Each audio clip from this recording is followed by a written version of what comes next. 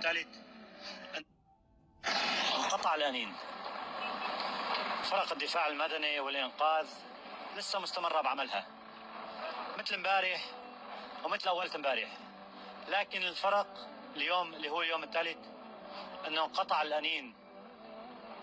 صوت الأنين اللي كان عم يعطينا أمل اللي نسمعه من تحت الأنقاض، صوت نداءات الاستغاثة لأطفالنا وأهلنا اللي كنا نسمعها من تحت الأنقاض، اليوم اختفت. هي مدينة حارب، هون لحد الآن في أكثر من 500 شهيد، في أكثر من 1300 على تحت الأنقاض. قلنا لكم استعجلوا، قلنا لكم استعجلوا لحقونا، قلنا لكم أطفالنا تحت الركام، بدنا بس تتنفس افتحوا لنا المعبر، افتحوا لنا معبر، خلوا الآليات تدخل تطالع الناس من تحت الردم. تأخرتوا.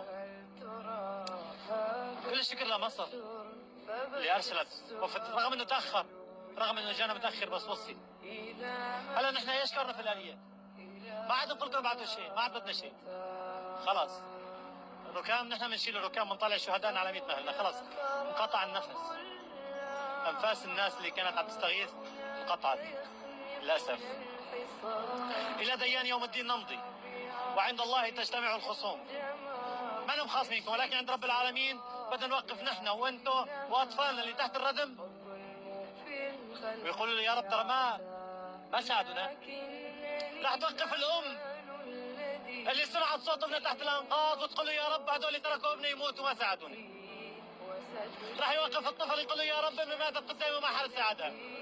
راح يوقف كل الناس يقول له يا رب كل الدنيا خذتنا وصارت تبعت المساعدات لا اعدانا على اسمنا. تامروا كلها علينا وتركونا نخترق تحت الانقاض. انقطع الانين.